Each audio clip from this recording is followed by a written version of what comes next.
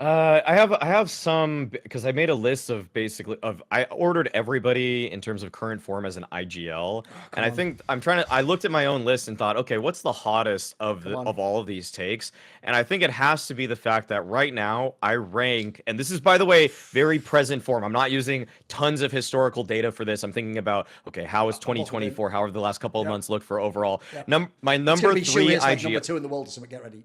No, Is no, it? no, no, no, no, no, no, no, no, Is no. it? It's Let's better. go. It's better. Now, my number three IGL right now is Boomich. My That's number three You're fucking insane. I'm going to do the Kassad right now. You're actually fucking insane. Here's the thing, because I don't mean that he's not. It's not that he's not good. He's not. Boomich is the number 3 IGL in the world. And by the way, I'm just going to put this in there. You don't speak Russian. No, yeah, of course, obviously. Okay, it's a hot take. Hit me with the hot take. Hit me with the hot take. So here's how I broke it down because I came up with a rubric for this. So Okay. like, I have a whole YouTube video that's like coming out. Right, That's like okay. basically I ranked all of them and how I came up with it. Surely it makes sense then. But- Okay. But it's basically it's based off of calling. It's like veto and game planning. Also, I do value in-game ability because if you're just like a huge bot in the server, I don't care how good your calling is. You're just going to be a hindrance to the team, and how good you are as a captain in terms of leadership. So in terms of like IGLs that he doesn't beat, the 2 IGLs that he doesn't beat, Kerrigan and Alexi. Those are like clear for me. But other people that are on his tier, I have Shuhei, I have Apex, and I have Jame. I think those are guys that are on his. Kassad, just imagine being Apex watching this show. You probably just like slap your fucking drink of orange just across the table, like, bro, I'm fucking winning, mate. I was even in the semis with Zemu putting like shit, and then Maui comes along, he's put fucking Boomich. I even beat Boomich. Like, go on, Same tier, but I got Boomich ahead. Same tier because I also have to always remind people of this. I don't know why I have to, but because it's all we can talk about with Cloud9. He got to the quarterfinals of the major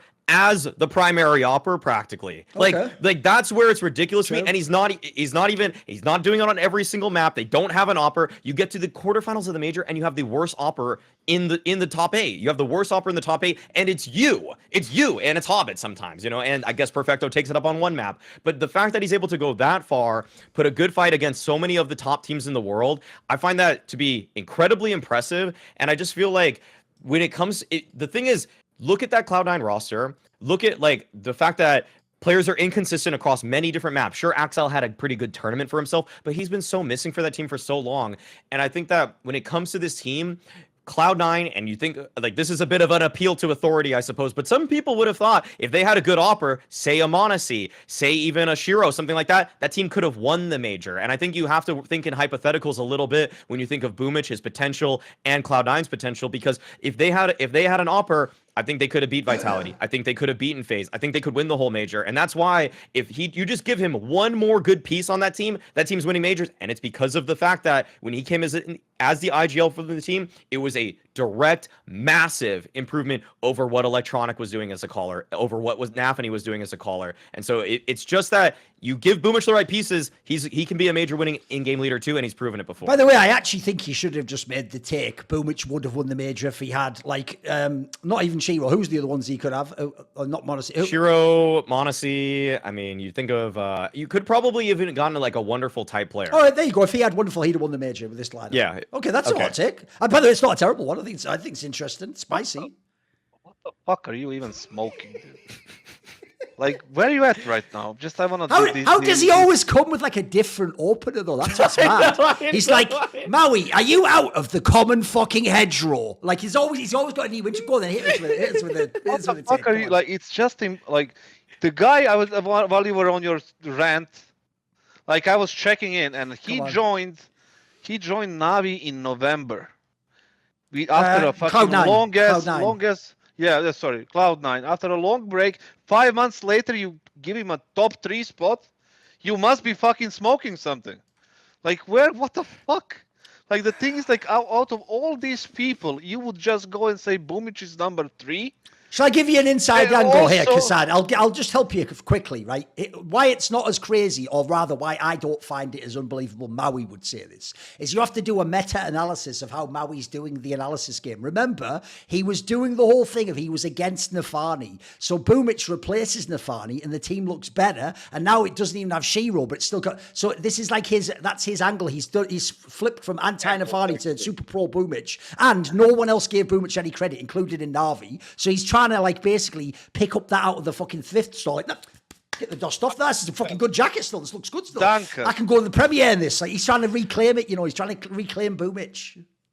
The two angles that he got hold, like he was like talking about, his Electronic didn't do a good job, and then obviously Nafani was a disaster, so he's better than Nafani. That means that he's number 3 right now. Look at the results in the major. They beat Ecstatic twice, Saw and Legacy. After that, 39 G2 and Navi 2-1 in that 2-0 game. And then based on that and the disastrous loss in the quarterfinals, you put him as a number 3 over like all these people right now, including, for example, Shui and Jame and Apex and like all these people, even Kixan, for fuck's sake, who is a young and up and coming in. You will put him above him, you must be fucking smoking something really fucking good that you would think something like that. Because there is absolutely no chance. And you say that he'd give him the right pieces. Yeah, give me the fucking $10 million and I will be fucking, enjoying my life. It's just so obvious, right? Anybody can do it. Like you switch Monacy to C9, yeah, they can win a major. But you switch Monacy and give another and get Nafani back, they can still be in the fucking major. Okay. That might be a hot take right there. That's the hot take right there. If you just give him the Fani and Monacy, they win the major anyway. They just can't, basically, if you have Monacy, you can't lose. Apparently. Listen, I'm not denying he did a good job. I'm not denying it. Yeah. Oh wait, no, Maui. The Fani had these pieces and didn't make the major. No, Maui, listen. Or with Shiro, I mean. You've fallen the same track. Let me meta-analyze Kassad. You have to understand, by saying Nafani would win with Monacy, he's double slammed on Hooksy. Remember, the problem with this show is people always have a political agenda that's behind everything they're doing. It's okay. Oh my god.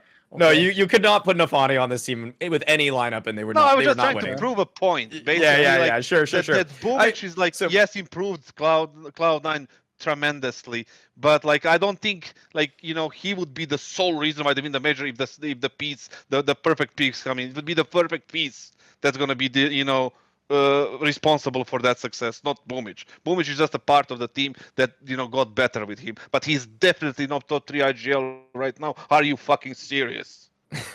Okay, I would say the way that this discussion becomes a little bit easier for me to side with Boomich is just that I look at it's so obvious. One obvious thing we have to do when we think about IGLs is the eye test, and that's calling.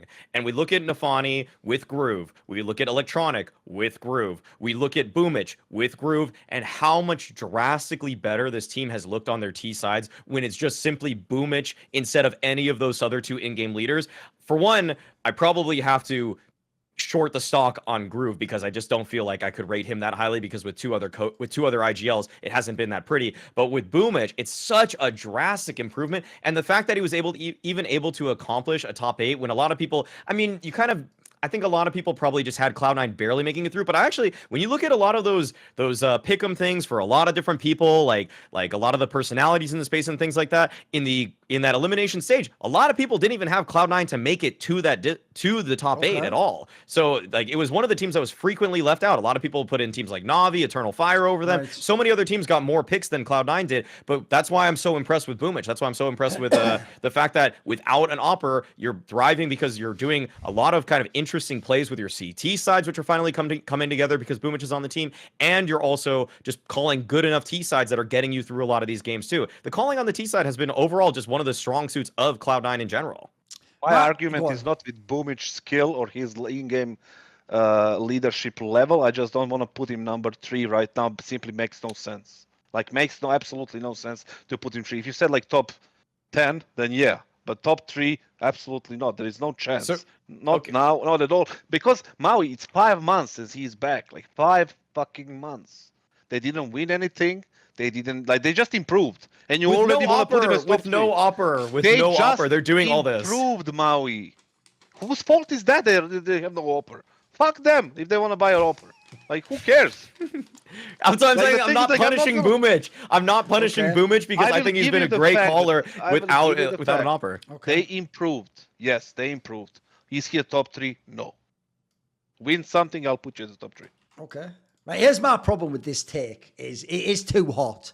As in, like, not only is it too recent, like, one area I agree with Kassad is this. They were always a JL's hair from fucking winning those series in those playoffs where they used to lose in the quarters and the semis. But That's also where, like, one good call wins you the game, if you know what I mean. Like, that's where those guys do shine. I agree, they wouldn't win tournaments because they don't have an AWP, but I do think that has severely handicapped them. And for me, they were always like going close against the best teams anyway. So, but the problem I have is I can't give Boombl4 top 3 status. Like, tell you one reason right now. Like, I actually think the most underrated narrative of the fucking major is, you know what? I'm the one of everyone on the show who gives AWPing the least credit as an IGL. Bro, he didn't have fucking ZywOo in this tournament, and he almost made the final. He was almost in the final without real ZywOo. He had a worse version of ZywOo and almost made the...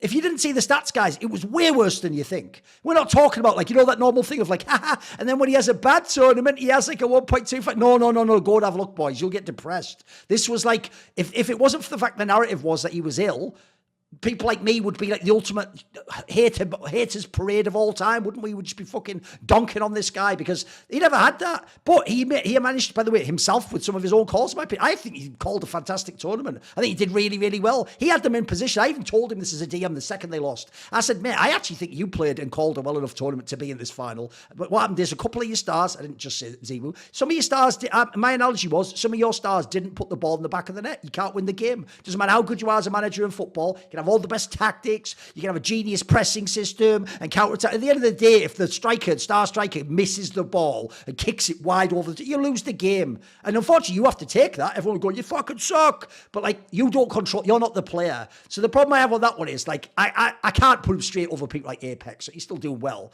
And then the other one is, the job he came into, I'll do the Neo example. He didn't come into a fresh team. Right, he played with Electronic and Perfecto already. They were in his teams. Then you got to consider that he himself is not only an IGL and even an AWPer, he's even the space creator on T-side.